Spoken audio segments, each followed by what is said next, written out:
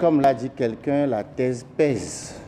Et lorsqu'on a fini de soutenir sa thèse de doctorat, on pèse.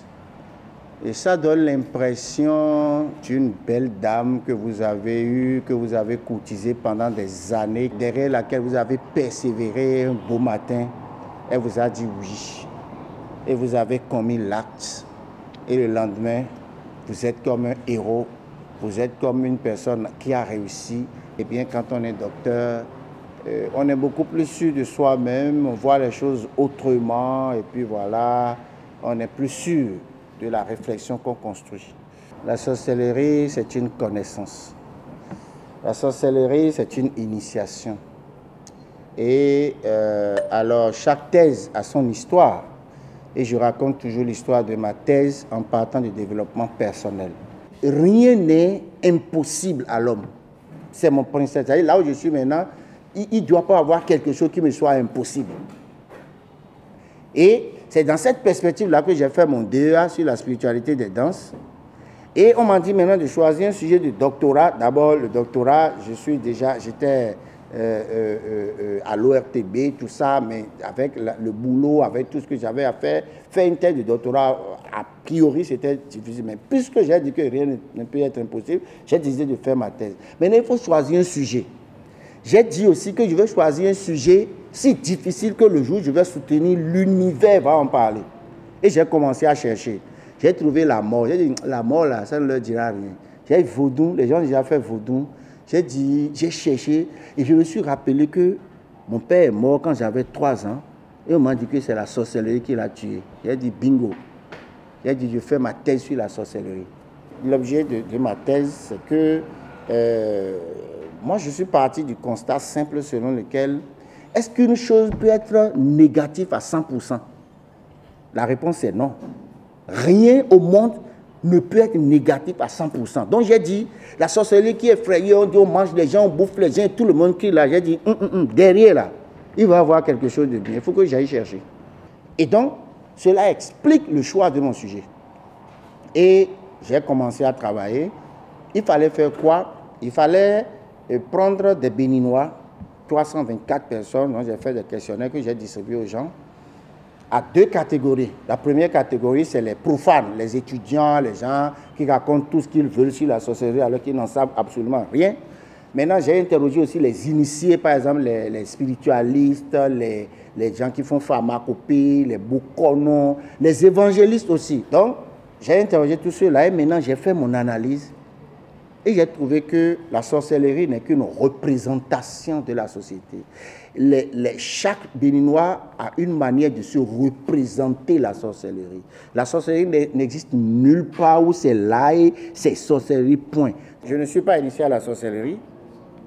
Et donc, puisque je ne suis pas initié à la sorcellerie, j'ai pris un sujet qui me permette de faire librement mon travail sans autre forme de procès, c'est-à-dire un sujet intitulé « Les représentations sociales de la sorcellerie asile au sud du Bénin ». C'est les sud du Bénin. Ça veut dire, qu'est-ce que les Béninois du sud pensent de cette affaire-là? C'est mon sujet. Donc, je ne suis pas allé dans les arbres pour aller couper les morceaux des gens. Je n'ai pas vu comment on prépare les viandes des gens. Vous avez vu comment les réseaux sociaux ont pris. Ils ont même créé Azétologie que je n'ai pas créé. Ça n'existe nulle part dans ma thèse. Donc c'est inventé. Ils ont dit qu'il y a match, qu'il y a un sorcier, un docteur sorcier, que les Guinéens, les Malgaches vont perdre. Bon, les Malgaches ont perdu, mais je n'ai rien fait. Dans mes recherches, c'est les gens qui ne comprennent rien à la sorcellerie. Quand tu les entends parler, tu vas dire même qu'ils dorment dans la chambre de sorcellerie. Ils bavardent seulement, surtout les religieux importés. On met des pieds dans les... des trucs qu'ils ne savent pas. Donc, le scientifique que je suis a collecté les informations et a fait une analyse eu égard à des modèles scientifiques, à savoir les représentations sociales de Serge Moscovici de Jean-Claude Abric, à savoir le constructivisme de Luc Mandé de Bernard, qui veut dire qu'en réalité, toute vérité est construite selon des représentations qu'on se fait par rapport à la culture qu'on a. On dit par exemple que dans telle famille, les filles sont des sorcières. Tout le monde va mettre dans la tête que ne va pas là-bas, hein, les filles sont des sorcières, mais elles sont des prostituées. Ou bien non, en dessous, elles ne sont jamais fidèles à leur mari, etc. etc. Il y a des représentations sociales qui disent cette fille-là, elle est claire, hein, tu as bien regardé, est-ce qu'elle n'est pas mamie ici, ne va pas là-bas. Donc c'est la société qui construit, alors que ça peut être faux. Mais on dit, c'est ça qu'on dit. On dit que les Abomey ne doivent pas épouser les gens de Ouida, ou bien les femmes de Ouida sont si, les femmes de Porto. Ça c'est des représentations sociales et qu'il faut essayer de déconstruire à la fin parce que ça, c'est un véritable frein pour le développement, puisque ces trucs-là que nous avons reçus, on n'a pas vérifié, on n'en sait rien, mais ça devient notre vérité qu'on applique, ce n'est pas juste. Donc il faut retourner voir ce que les gens pensent de la sorcellerie. J'ai abordé ce débat de développement personnel parce que j'estime que rien n'est impossible. Je suis fier d'avoir atteint mon objectif et je souhaite que chacun de nous se fixe des objectifs difficiles. Parce que la peur nous empêche même de faire les trucs les plus élémentaires. La sorcellerie est une batterie de sciences à enseigner.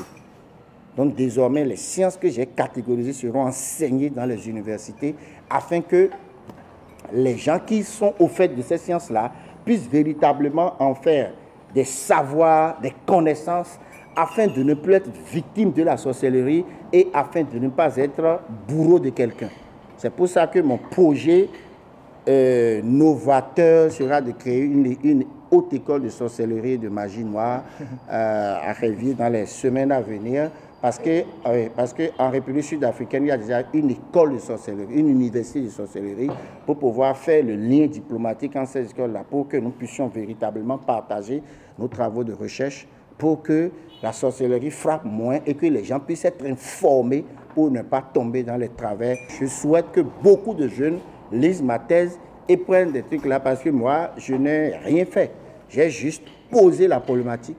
Et je suis sûr que les centaines de milliers de jeunes étudiants, sociologues, philosophes, spiritualistes vont faire cela. Nous rendons hommage à tous les responsables, à tous les grands noms de cette société-là, que nous ne sommes pas là pour faire de l'injure, pour faire du dévoilement, mais nous sommes là pour que cette science puisse aussi apporter du bonheur aux Béninois d'ici d'ailleurs.